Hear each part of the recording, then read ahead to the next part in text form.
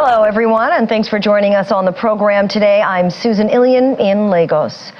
And here's what's coming up on the world today. Hamas says truce agreed with Israeli forces would begin on Thursday, even as world leaders react to what will be known as a pause in fighting. South Korea suspends military agreement with its northern neighbor a day after North Korea launched its first spy satellite. Plus, rescuers drill halfway through fallen debris to reach 41 workers trapped in a tunnel in India.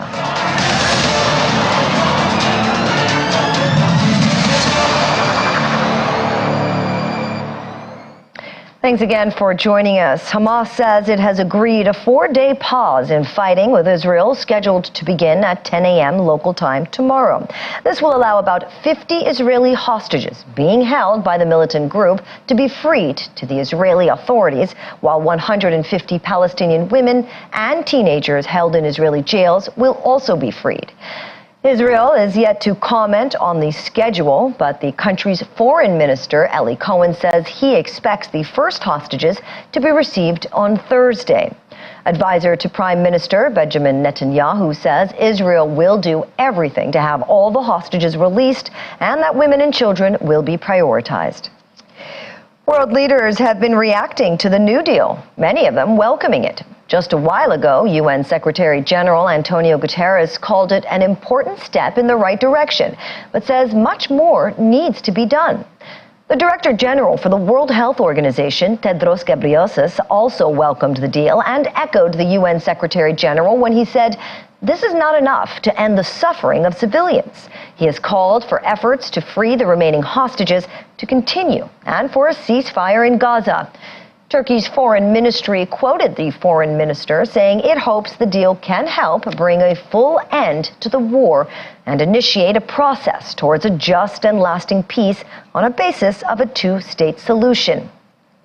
Here are more reactions from residents in Israel and Palestine.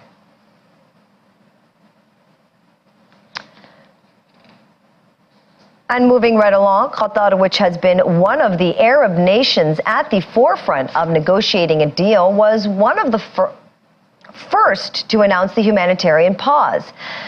In Gaza, the pause was mediated by Qatar, Egypt, and the United States. A statement released by the Ministry of Foreign Affairs says the state of Qatar announces the success of its joint mediation efforts undertaken with the Arab Republic of Egypt and the United States of America between Israel and the Islamic resistance movement, resulting in an agreement for a humanitarian pause. The state of Qatar affirms its commitment to ongoing diplomatic efforts to de-escalate tensions, stop the bloodshed, and protect civilians. In this regard, the state of Qatar appreciates the efforts of the Arab Republic of Egypt and the United States of America in reaching this agreement. Hours before the truce begins, residents of Rafah, the crossing between Israel and Egypt, say several people were killed in an Israeli airstrike. The airstrike targeted the Aweda family building in eastern Rafah, according to eyewitness, leading some to be skeptical of the effectiveness of the proposed ceasefire. One witness says they were walking in the street when they suddenly saw something. They said children were all around and are no more now, and they questioned what the children have done. Gaza's Hamas-run government says at least 13,300 Palestinians have been confirmed killed, including at least 5,600 children in the Israeli bombardment.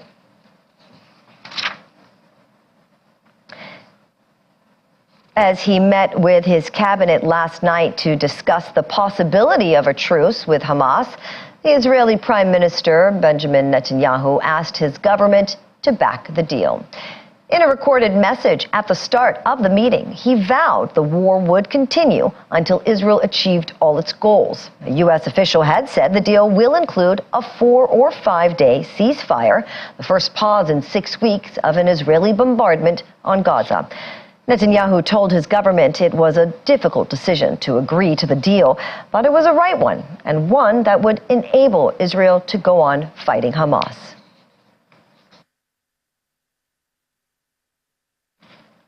And the Voice of America's Ricky Rosen is in Tel Aviv joining us. Ricky, it is great to see you. Let me start by asking you my first question.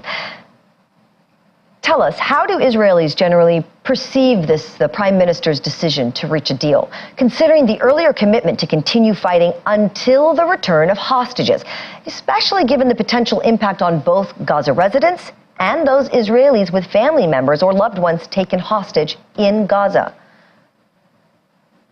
Well, I think the support for the hostage release is almost unanimous among the Israeli public. And it was precisely the massive support for the hostage families. 30,000 Israelis joined the hostage families for their cross-country march to Jerusalem last week. And it was this support and the pressure that was exerted on Prime Minister Netanyahu to make the hostage release that convinced him to make it a primary goal of Israel's war against Hamas and to agree to accept the deal, even though it was only for a release of 50 out of 240 hostages. And the purpose of the deal is to bring the hostages home. About 50 of them are expected to be released in exchange for 150 Palestinians in Israeli jails. There were over 240 hostages taken from Israel. Any word on the fate of the others?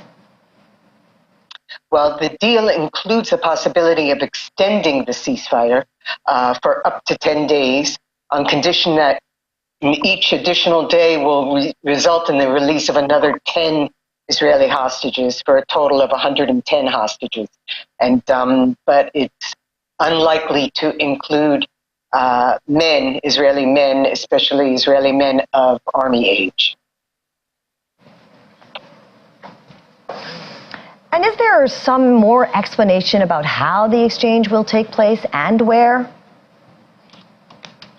Yes, we know that both the ceasefire and the release of the hostages is supposed to begin tomorrow, Thursday, at 10 a.m. local time, when the first 12 Israeli women and children will be released to handed over to the Red Cross in Gaza, who will then transfer them to Israeli soldiers, and they will be brought into Israel to isolated medical facilities to be reunited with their families and undergo medical checks. Okay, and just to be clear, Ricky, the hostages are people abducted from Israel on the 7th of October, meaning they could also be people from other nationalities, if I'm correct. And what do we also know about the Palestinian women and children or youths, prisoners, to be returned to their families? Well, there are believed to be hostages of 28 different nationalities, but the negotiations for their release have been conducted separately generally. For example, the release of Thai farm workers who were taken hostage in Israel while working in Israel has been the focus of negotiations between Thailand and Iran, which is the major supporter of Hamas. The 150 prisoners, Palestinian prisoners, will be released from Israeli jails, including a small number of women and mostly teenagers, but Israel has demanded that no prisoner who was responsible for the killing of Israeli civilians or soldiers would be included in that 150 prisoners release. All right. And this will be the first phase of this ever happening, really. World leaders have condemned the deal. They think it would provide some respite for the people of Gaza.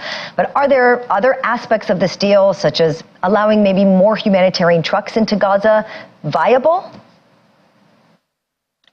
Yes, Israel has agreed to allow much more humanitarian aid into Gaza, including much needed fuel.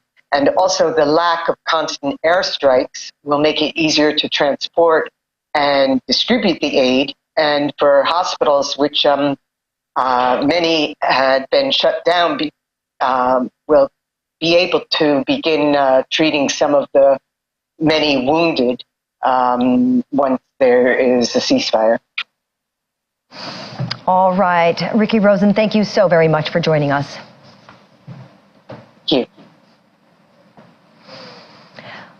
More analysts have been reacting to the announcement of a truce between Israel and Hamas, with warnings of it being a fragile situation, which could change at any time.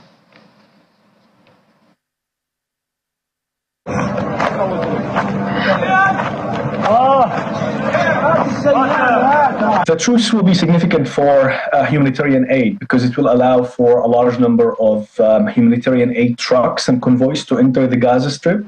But I must add that the number of humanitarian aid, or the amount of that aid that's going to be allowed in, is nowhere close to what was the regular, let's say, flow of humanitarian aid and other products to the Gaza Strip. Well, it's a life-saving pause. I mean, we have over 2 million people who are in threat of starvation and the outbreak of communicable diseases because of lack of food, clean water, medicine, and fuel to run electricity for hospitals and other life-saving needs.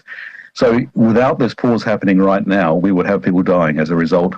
The 4-day pause is long enough to get quite a lot of supplies in, save a lot of lives, and it's suggested that there'll be further pauses in future. And we have this dire warning from one of the doctors at Gaza's Al-Shifa Hospital, saying that more patients requiring dialysis will die if they do not have the equipment or medication needed for treatment. Dr. Ahmed Al-Mukhalalati is a senior plastic surgeon at the hospital. He says all medical staff are being arrested for hours at a time and asked what they know about military groups. Okay, today is the 21st of November. As of 4:30 local time in Gaza here. The situation is really getting tighter and tighter. It's very tough here. It's very difficult. It's briefly that they are using us as a human shield here. We do nothing to the patients. They keep coming in the hospital aggressively, breaking everything and damaging everything within the hospital areas and departments. They are moving all around the hospital. They are bombing all around the hospital.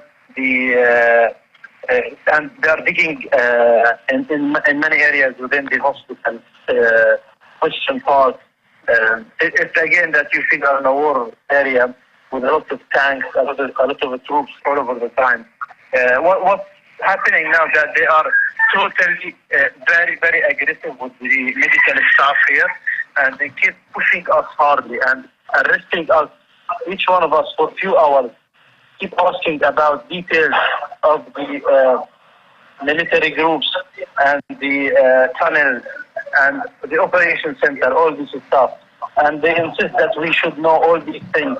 And whoever they just start talking to, they will just become very aggressive and they arrest the people for a few hours each. For our patients, unfortunately, we keep losing the patients day by day.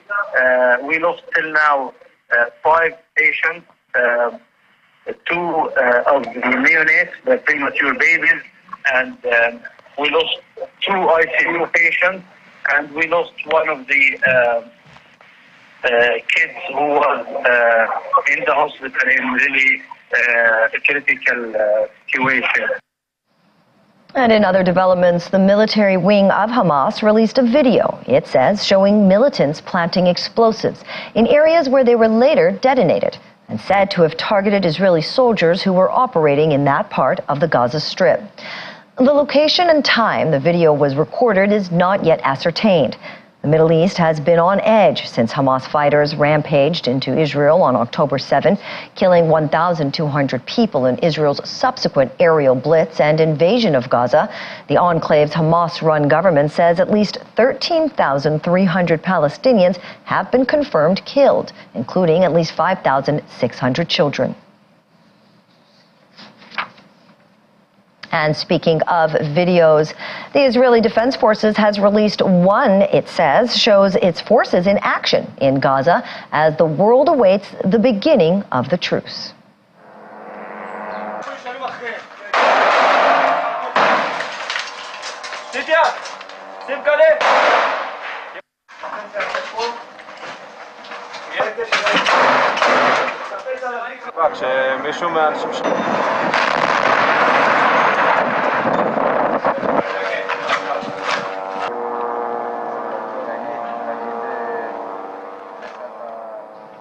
At the recently held BRICS summit, South African President Cyril Ramaphosa called for an immediate ceasefire to the war in Gaza. The talks are holding virtually by current BRICS chair South Africa. It's the first between the group's leaders since Israel invaded Gaza after a raid by Hamas on Israel on October 7th. BRICS comprises Brazil, Russia, India, China, and South Africa. In August, the grouping agreed to admit Saudi Arabia, Iran, Ethiopia, Egypt, Argentina, and the United Arab Emirates from January, in a move aimed at accelerating its push to reshuffle a Western-dominated world order it sees as outdated. We call for, first, an immediate and comprehensive ceasefire. Second, the opening of humanitarian corridors so that aid and other basic services such as food and medicines can reach those in need. Third, all countries to exercise restraint and to refrain from fueling this conflict and making it worse, including by seizing the supply of weapons to the parties. The actions by Israel are in clear violation of international law, including the UN Charter and the Geneva Convention. In its attacks on civilians by taking hostages, Hamas has also violated international law and must be held accountable for these actions. The collective punishment of Palestinian civilians through the unlawful use of force by Israel is a war crime. The deliberate denial of medicine, fuel, food, and water to the residents of Gaza is tantamount to genocide. We believe that BRICS has a vital role and a voice in a widespread international effort to achieve a just and lasting peace. As individual countries, we have demonstrated our concern at the death and destruction that's taking place right now in Gaza. Let this meeting stand as a clarion call for us to combine our efforts and to strengthen our actions to bring this historical injustice to an end.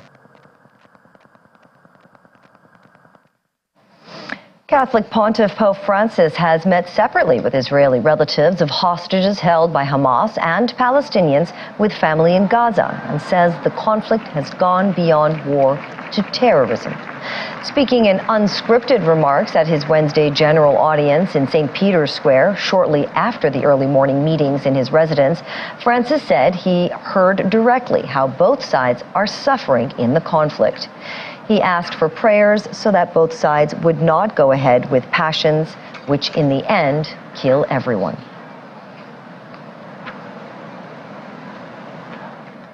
And coming up after the break, South Africa tackles gender-based violence and femicide. Stay with us.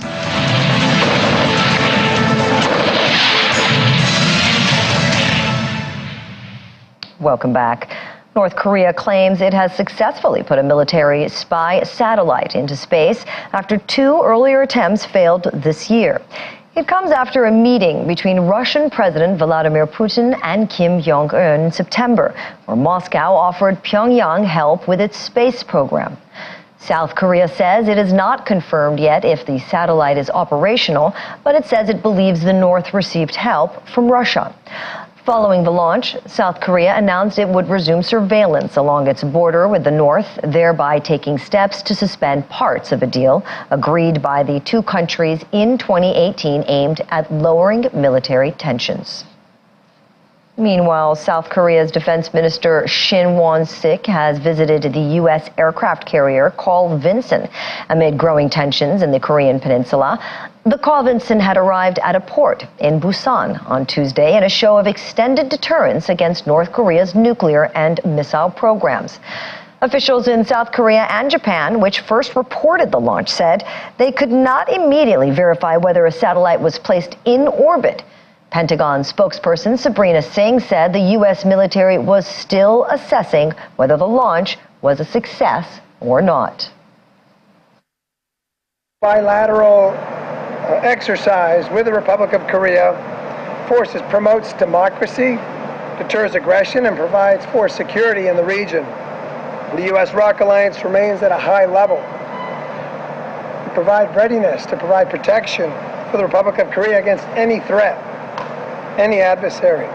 This includes the full range of U.S. defense capabilities. The U.S. Navy will continue training, information sharing, and sailing with allies and partners across the globe to enhance capabilities and improve coordination on mutually agreeable issues. The work we do here with the Republic of Korea and allies makes us stronger in this critical time of uncertainty around the globe. Bottom line is deterring aggression in the Indo-Pacific region.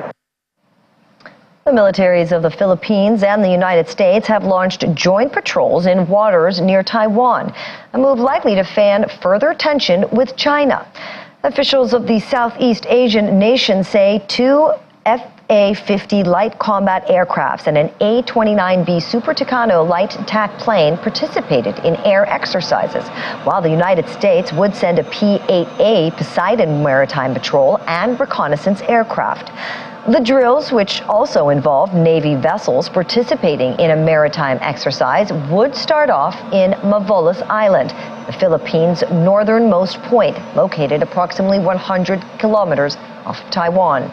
Now, the patrols are likely to irk China, which claims most of the South China Sea on the basis of a 9-dash line that stretches as far as 1,500 kilometers south of its mainland, cutting into the ease of rival claimants Brunei, Indonesia, Malaysia, the Philippines, and Vietnam. Joining us now is geopolitical analyst Adebayo Adeleke. He joins us from Texas. Welcome to the program, Mr. Adeleke. Now, what are the international statutory frameworks in which North Korea could be launching this spy satellite? There is none. There is none. Of course, they're trying to be a rogue nation, and they're actually towing the line of being a rogue nation because they believe that what is good for the rest of the countries surrounding them is also good for them. I understand that the rest of the nation in Southeast Asia probably term them as very predatory in nature, and they believe that they can they have the right to defend themselves. So this spy satellite of a thing is a big deal for them. I believe this is their third launch. Now, the first two launches weren't successful. This is the third launch that's supposed to be successful, but no one can actually verify it yet. But if this actually happens, this is a big deal. This is a big deal for a lot of reasons, and I believe Japan and South Korea and most of other allies in the region have legitimate reason to be concerned. But to answer to your question, there is no statutory regulation or statutory policy in place that gives North Korea the authority. And I believe because the fear of because they are pursuit for intercontinental ballistic missile, and the launching such a spy satellite in the orbit will give them the much needed capability to be able to make the IBCM successful. So that's the reason why, and because there's a UN resolution that kind of prevents them from pursuing such. So launching such satellites in the orbit kind of give a green light that this is what is to come. So I understand why South Korea is quite have some kind of trepidation about it. The U.S. has trepidation about it, and also Japan and other so-called Western democracies around North Korea. Well, South Korea is wary because every time it begins military drills with the United States, North Korea comes up with these threats. Does the South have reason for concern, and is it valid? Absolutely, absolutely. Just like any other, just like yourself, if you have people that you don't like, being your neighbor, you have some concerns. You have some concern of your peace and your existence as a nation, especially how close North Korea is to South Korea. They should be quite concerned because any launch of any missile from North Korea, South Korea will be the first one to be the victim. So that is the reason why I believe that South Korea cannot stay with both eyes closed because they have to keep watching. And if this particular spy satellite that's been launched in the orbit is quite true and is confirmed that it's true, it's a huge capability like I just mentioned earlier because it gives them the ability to be able to do so many stuff that they are lacking in their military capabilities because from a lot of intel and a lot of capability assessment of North Korea capabilities, we believe that they lack a lot of advanced technology and their pursuit for intercontinental ballistic missile is being hampered because they don't have those kind of satellites in the sky. But now that they allegedly said that this is successful, it's quite concerning for South Korea, most importantly, because they are the closest neighbor to North Korea. Adebayo, I'm sure there are other countries that have launched spy satellites. What sort of intelligence gathering could be legally and illegally obtained from those? Absolutely. So I believe that other countries, but we've termed North Korea as a nefarious state actor. We believe that they're not a reasonable state actor. So because of that, we believe that any action coming from North Korea probably will not come with good judgment. So that is why a lot of all these nations are having trepidations about it, and UN actually precluded them from having such capabilities. Yes, a lot can be done with spy satellite. They can spy on because now the capabilities, the ability to do so many stuff, their surveillance, the military targeting. The list is endless. I believe the GPS capabilities, they can use lasers guided like never been used before. Some of the intel that we've got about North Korea capabilities has been because they've not been, if you look at some of the propaganda that has been sent or we've seen so far, is because they don't have that military capability and because of a lot of economic sanctions and restrictions on that nation, beside Russia and China's support, they really don't have, they're pretty much cut off for the rest of the world. And because of that, they've not been able to advance technologically. But this particular spy satellite will give them the capability to gather so many stuff. Apart from the military, also in areas of intelligence, they can spy on any of their, necessary, who they term, enemies, and that could be quite detrimental to a lot of peace process around the world, or that could hamper a lot of other things. The permutations of the implications of this is quite deep and profound in so many levels. So then, why would it be gathering such intelligence, and does it give some advantage over its neighbors? Absolutely, because. So, for example, now, North Korea, South Korea, there's always an adage that says that whoever is being watched is the dumbest person on earth because you don't know you've been watched.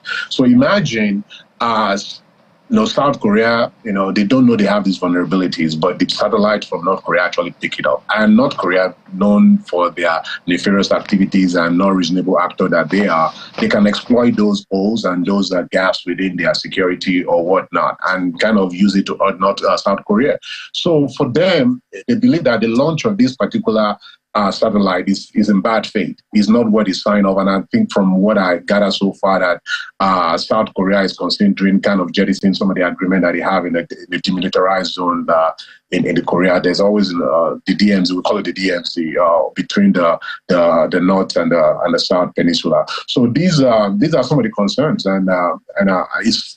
This changes the whole dynamics of things. It kind of put the whole Southeast Asia on a different alert right now because most of the concern has been in the Middle East and also Ukraine and the Hamas and Israel and then Ukraine and Russia. But now we have another issues we're dealing with in the Southeast Asia now that North Korea has now put themselves in the equation of a potential conflict going down the line because Japan is actually on high alert as well, and the U.S. Allies in the whole Pacific realm is now having some issues on this. So it's going to be quite interesting how this is unfolding in the nearest future. Absolutely. Adebayo, thank you again. Thank you so much. And the Dutch are voting for a new leader, and head of the conservative VVD party bids to be the Netherlands' first woman prime minister. Asked if she would work with the far-right's Geert Wilders after the election if his party performed strongly as the last polls predicted, Dylan Yezilegaz says she would work with anyone who provided true solutions.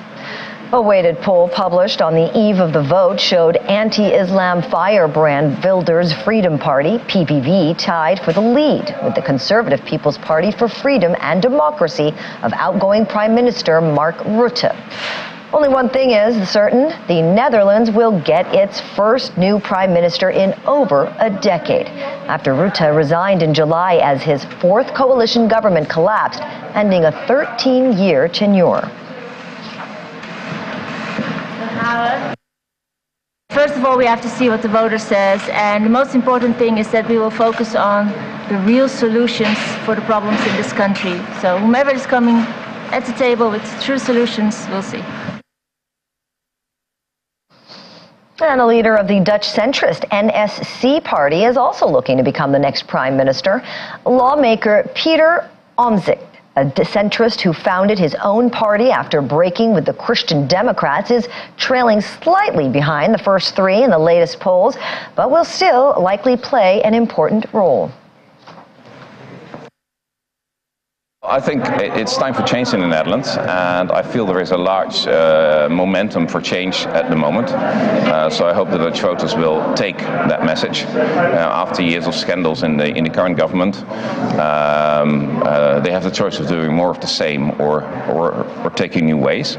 And we have a proposal for a new way. Well, my gut feeling is they're not really to the center or to the right or to the left. They want the problem solved.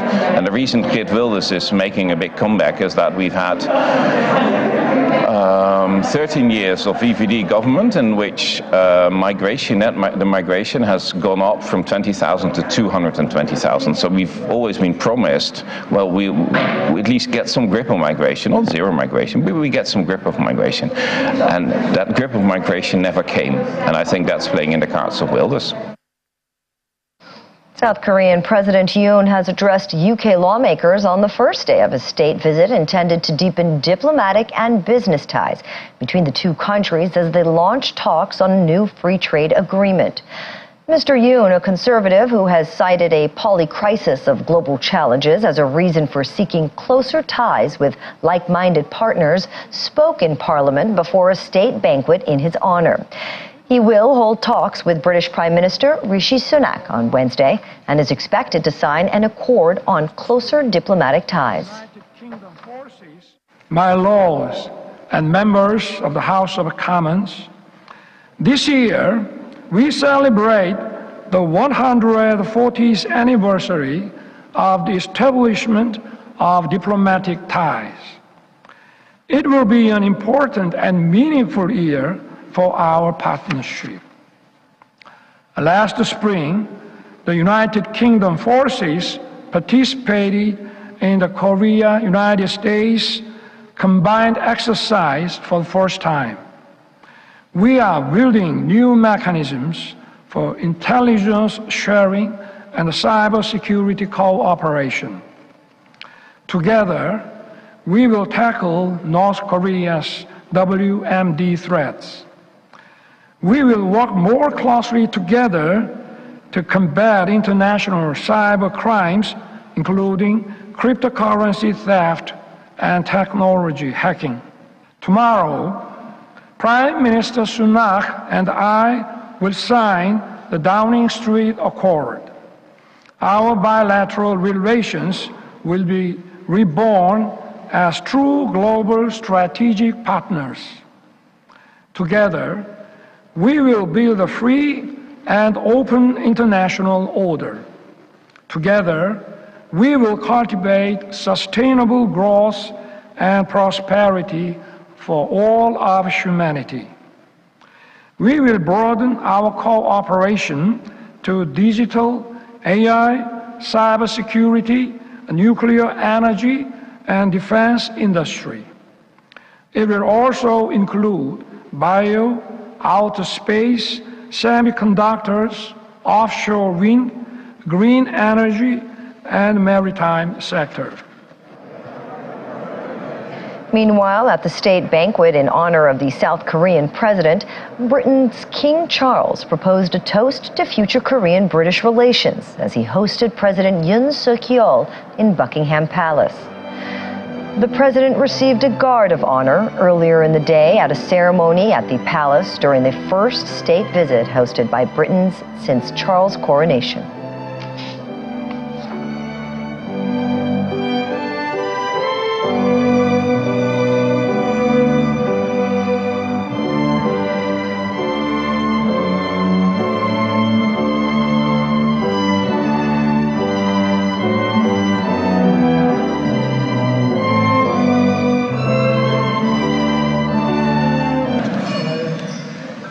Mr. President, Madam Kim Keon-hee, it gives my wife and myself great pleasure to welcome you to Buckingham Palace this evening. Yunggu-ge, Ushin-gusul, Hwanyang Hamnida.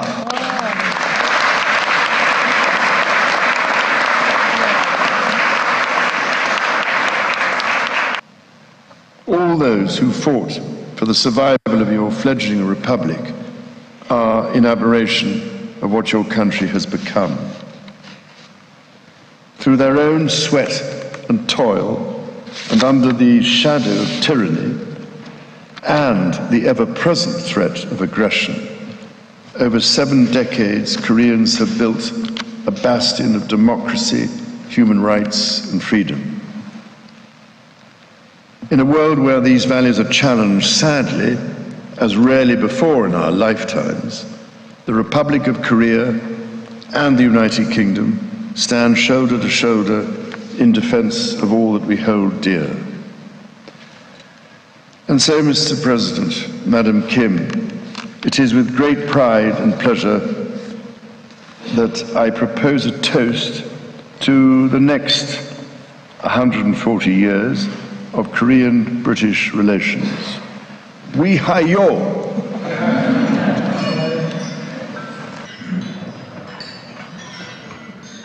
In an effort to address the gender-based violence and femicide crisis in South Africa, the Department of Social Development, in collaboration with the National Shelter Movement South Africa, is hosting the 3rd National Shelter Indaba in Johannesburg. The gathering aims to deliberate tangible solutions to combat what has been declared the 2nd pandemic in South Africa. Our South Africa correspondent, Innocent Simoza, reports. Tsegofatso Pule, Karabo Mokoena, Oinene Mkhotyana, Zolile Khumalo. These are some pictures of women who died in the arms of their loved ones. The panel discussions at the National Shelter Indaba covered critical topics including awareness and intersectionality of GBV and substance abuse.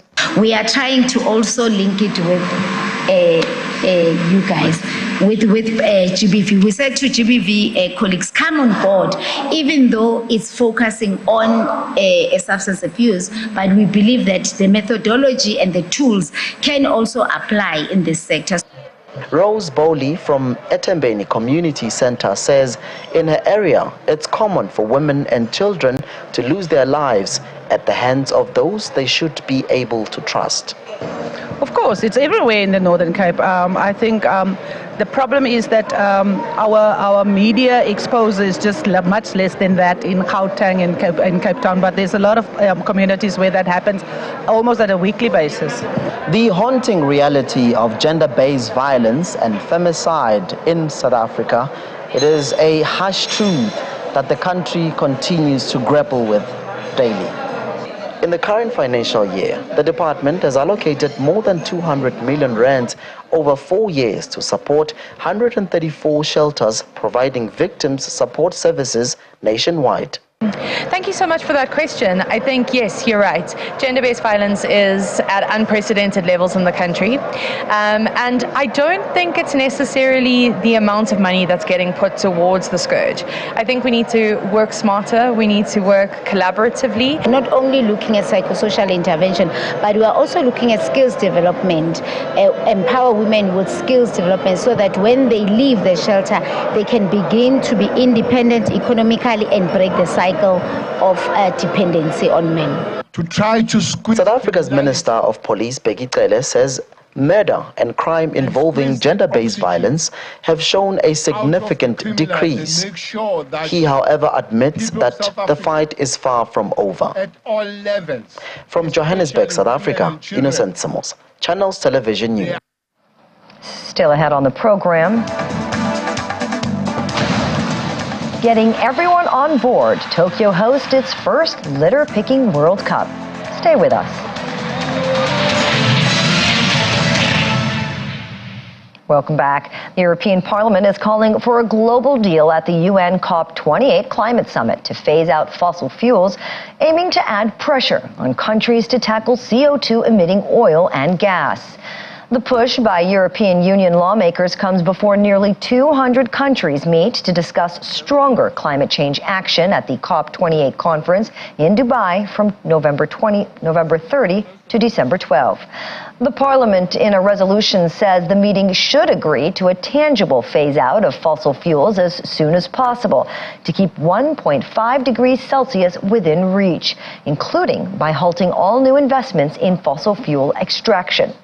The EU Parliament is not directly involved in COP28 negotiations, but sends a delegation to meet other countries' representatives and negotiates the EU's domestic climate policies that ensure it keeps the pledges made at COP meetings.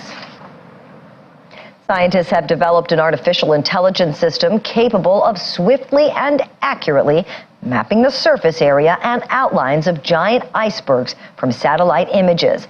The AI can achieve this task in 1/100th of a second, significantly faster than manual delineation and much more accurate than existing automated systems that often struggle to distinguish icebergs from other features in the images. While manual interpretation of satellite images remains more accurate, it is a time-sensitive process, taking several minutes to delineate the outline of a single iceberg. According to Dr. Anne Brackman-Folgman, who led the study while undertaking doctoral research at the Center for Polar Observation and Monitoring at the University of Leeds, the new AI system offers a more efficient alternative given the importance of monitoring icebergs for maritime safety and scientific study. This new neural network is 10,000 times faster than humans can do this task, and it maps the iceberg extent and the iceberg outline in less than 1/100th of a second, whereas humans would need several minutes to generate each of these outlines. So with this new neural network, it's possible to get out the iceberg surface area. And when we apply it to several images of the same iceberg, we can see how the iceberg area shrinks and how this iceberg is breaking apart. If we also want to see how the iceberg is melting from underneath, we need a different satellite technique to measure the thickness. But this can actually already be automated to a large extent. So what was really the bottleneck so far is that we needed manual outlines for the area change. And now everything could be combined, and we could also calculate the whole freshwater flux from icebergs automatically. Drilling has resumed near the mouth of a tunnel in India's Uttarakhand state, where 41 workers have been trapped for 10 days. Work had been suspended on Friday after rescuers heard a cracking sound while drilling. Officials say other plans to rescue the men, including drilling down from the mountain top, are also on track. The workers were building the tunnel when a part of it caved in on 12 November due to a landslide. Authorities managed to establish contact with the trapped men hours later and were supplying them with oxygen, dry snacks, and water through a pipeline that was laid for supplying water to the tunnel for construction work. Holiday shoppers in Chicago have made their way to Target for early Black Friday deals. The retail giant is one of several businesses offering major Black Friday markdowns ahead of Thanksgiving. Erlana Delaney, mother of 2 children, said her and her daughters, ages 7 and 11, look forward to the savings Black Friday brings every year. Black Friday falls on November 24 this year. Retailers are getting ready for what they think will be another record-breaking worldwide shopping frenzy. Black Friday is typically considered to be the unofficial start of the Christmas shopping season because of the large crowds that gather at big box stores in the early hours after American Thanksgiving to take advantage of doorbuster prices.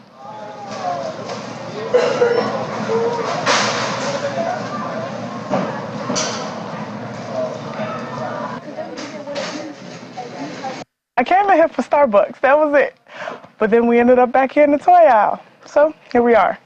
It means a lot to them because they get to get more for about the same amount as we would throughout the rest of the year. So it's like it's a win-win for them. Yeah. So I definitely feel like it means a lot to them. A nonprofit organization in Japan, often revered for its high standards of hygiene and cleanliness, has elevated litter picking into a serious sport by hosting the inaugural Spagami World Cup to collect trash in the backstreets of Tokyo. Participants from 21 countries, such as Japan, the United States, Australia, and France, gathered in the capital on Wednesday to compete for the first World Championship title by picking up the most litter within 90 minutes. Each team was made up of 3 players who were awarded points based on the amount and type of trash they picked up over 2 sessions at a designated area. Running and collecting trash from private properties were not allowed. Players were then given 20 minutes after each trash-picking session to sort litter correctly into different categories: burnable waste, recyclable plastic bottles, metal cans, cigarette butts, and others. Organizer, the Nippon Foundation, said that the tournament was held to raise awareness on environmental protection and, in particular, reducing plastic waste flowing into the ocean. Team UK were announced as the winners at the end of the competition after they earned 9,046.1 points for collecting 57.27 kilograms of rubbish. For team captain Sarah Perry, trash picking is a serious sport.